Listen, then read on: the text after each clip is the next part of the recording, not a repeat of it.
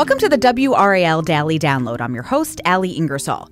Possibly thousands of cars are driving around North Carolina roads without data inspections. The data is scarce, so it's unclear just how many cars are like this.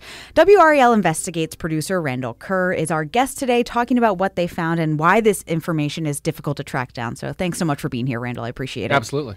So, I love numbers. I'm a numbers nerd. Yes. So by the numbers, what do we know about how many vehicles are on our streets and possibly how many are not up to date on their inspections? So right now, through the state budget office, about 10.5 million registered vehicles. So that's one per person for our state population. So that much we do know.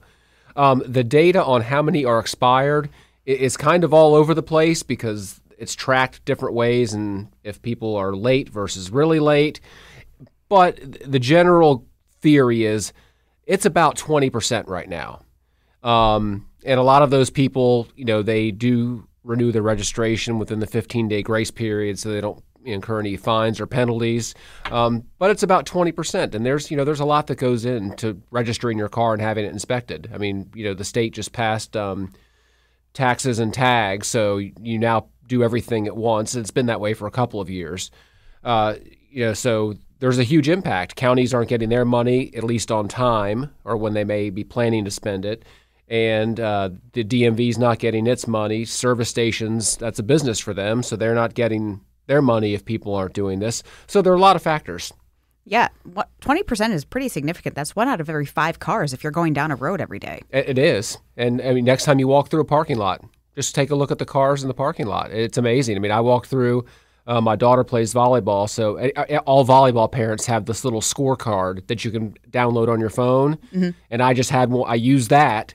And every time I went shopping, I had one that said expired, one that said fine. And I would just walk down, a row of cars and just go click, click, click, click, click, and do my own counter. And you know what? It was 20%. Oh, wow. Yeah. That's kind of fun that you went out and you decided to do it on your own. Yeah, absolutely. So you talked a little about the taxes. What are some other implications and some other reasons why it really matters that cars are not up to date? Well, so you have your taxes. Some part of the fee that you pay for your registration goes to the highway fund. And the highway fund is your building and maintenance fund. So there's the highway trust fund, which is for much larger projects. But for, I guess the best way to put it, for daily maintenance and for smaller projects, that pays into that. If there's not, if they're not getting their money, there could be more potholes on the road because potholes aren't getting filled. Missing signs. There are a lot of implications if the DMV or the DOT is not getting the money that it's expecting. And obviously, the other big one is vehicle safety. Mm-hmm. I mean, we get safety inspections if you have, for missing headlights, if your tires are bald, if you have windshield wipers that don't work correctly. I mean, that's a threat to you and the rest of us that are out on the road. So multi-layers of why it's important that we have the programs and multi-layers of what this thing funds. Yeah, I think a lot of people think about the safety part of it because you want to make sure that you're keeping other people safe and that the cars around you are safe, right? And that's what this inspection can really help identify issues that are wrong with your car to make the road safer for everyone. Yeah, and not all counties have emissions inspections. We do here in Wake County. The bigger counties do. Part of the emissions inspection goes to the Department of Environmental Quality. So they can monitor air quality around the state. So, I mean, one more thing that people don't think about that this all pays for. Yeah, definitely. So it's illegal, correct, for your inspection to be out of date? It's a state statute. It is illegal. Are police enforcing this, though? Doesn't appear to be, no. We reached out to the Highway Patrol, and they basically sent us their policy, which doesn't say we won't stop you for it, but certainly you could interpret it as, yeah, probably not. We talked to Chapel Hill Police, and she was very straightforward. And actually, in 2017, they implemented a policy where they will not stop you for what they call a regulatory violation. Mm-hmm. Now, if you get pulled over for reckless driving, DWI, and your tag's expired, they'll get you on that. But for the initial purpose of the traffic stop, not happening. Morrisville's police chief told us they think it's important, but they have more important things. So will they stop people for that? Yes, he said, but rarely. But they will do it. But in general, And we interviewed the DMV commissioner, and he's in charge of enforcing this. They have their own police force that can enforce this. And, he understands that police have bigger things to do than essentially paperwork policing is what we called it in the story, even though it is the law. But he would like to talk with some of those agencies and see if they could maybe work on something that would step up enforcement a bit. Yeah, because as we were talking, it's just so important that this is done. And we're going to talk more about how exactly we can track some of this information after the break.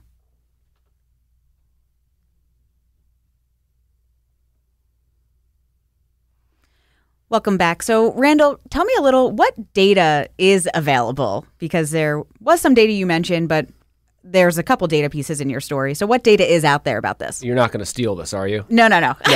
So, one of the things that, I've used in reporting a gazillion stories is the Department of Justice, the State Department of Justice, keeps traffic stop statistics. You can filter it by year, by agency, statewide, by ethnicity, by gender.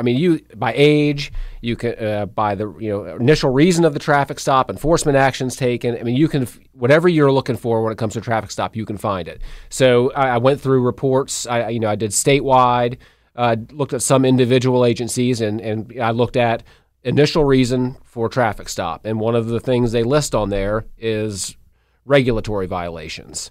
So not moving violations is its own category. So the initial purpose of the traffic stop was something that they saw in the vehicle that was not right. Mm-hmm. And 99, and it's not even.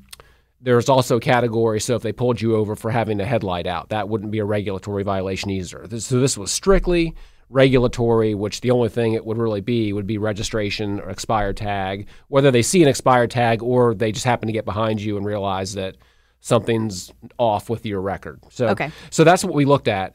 And, during the pandemic, everything dropped off. Mm-hmm. And that really dropped off. So when we initially started looking into this, that was kind of what I was thinking was that, that policing just kind of died off during the pandemic because they were trying to reduce public, face-to-face conversations for something that is the law, but it's also minor in the grand scheme of things, or that's how people take it. And fewer people on the road. And, when we started looking at the data, so, we took basically the pandemic did drop off. It was crazy. So we looked at data, the most recent data, and then the last full year before the pandemic. And we found that, traffic stops, for those issues was down about 10 to 12% as the initial reason. So that was a lot of fun because I like you. That's fun. Now, the DMV did provide their own set of data about the number of late registrations, those that renewed within the 15-day grace period, those that were out of the grace period, and those have gone up 24% and 28% respectively. So there are a lot more people paying within the grace period and late. So we talk about the 20% number that we counted and that their data shows, but some of their late registration numbers, if 28% of the people were paying after the grace period, well, that's the people that did pay. So who knows how many are still unpaid, and that tracking that is what's been the challenge. So you're talking about this grace period. If you are late on your inspection, what exactly can you do to kind of fix that right now? Well, the first thing you have to, like I said, you have 15 days where you don't incur any fees or penalties. After that, you will. So you're going to pay a fee for everything being late. You're going to pay interest on your taxes if they're late. So, the DMV has a great, we all hate going to the DMV. They have challenges. They know it. They're working on it, as we spoke to the commissioner about that. But they have a great online system. And you can type in your license plate and do things through them. Now, in some cases, if you're really late, it's going to tell you have to go see someone in person. And, they'll ask you, so, you're late. Have you been driving this car? Probably, but yeah, you can say no. And that's really the issue. Just you get it done. You're going to pay the fee. You're going to have to at some point. And one thing we talked, and we're still looking into this a little bit more, is what impact the tax and the tag system has had on late registrations. If you just have to get your inspection and pay for, your registration, not a lot of money. Mm-hmm. But if now you're throwing your taxes on top of it, now what was like, an $80 venture is now several $100s, depending on how much your vehicles were. So we're trying to look to see if that's had an impact on why it appears that there are more expired tags out there, because some people just may not have the resources to do both at once. Yeah, definitely. I could definitely understand that.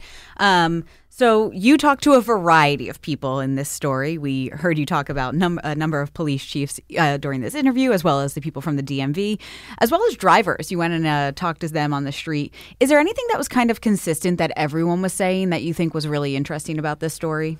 Well, everyone says that having this and doing this is important, and everyone that we talk to, absolutely, I keep mine up to date. But the numbers show that that's really not the case. Yeah.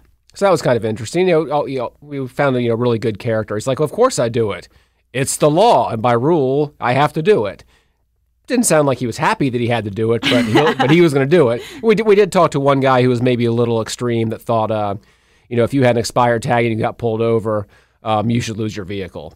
Little much maybe, but he was certainly fired up about the number of cars out there that weren't up to date. I think that data point is so interesting. Again, going back to it, the 20%. And you talked about walking down the parking lot and kind of keeping track of this yourself. I love hearing that. And so what exactly made you so interested in wanting to do this story? It was a combination of things. Viewers contact us about everything. And, we get, whether it's the newsroom or the Investigates unit, we will get emails saying, gosh, this seems odd, or I'm seeing a lot of these expired tags out there. And then when we brought it up in a meeting, everyone in the meeting was like, I've been noticing that too. And we were like, well, if we've been noticing it and some people are emailing us, let's look into it and see what the impact is. Well, thank you so much, Randell, for coming on and sharing your story and talking with us more about this story. And thank you for listening to the WRAL Daily Download. If you enjoyed this podcast, you can find more podcasts from WRAL News on WRAL.com. Just search podcast. From sports to true crime, there are plenty of shows to keep you informed and entertained. Thanks for listening.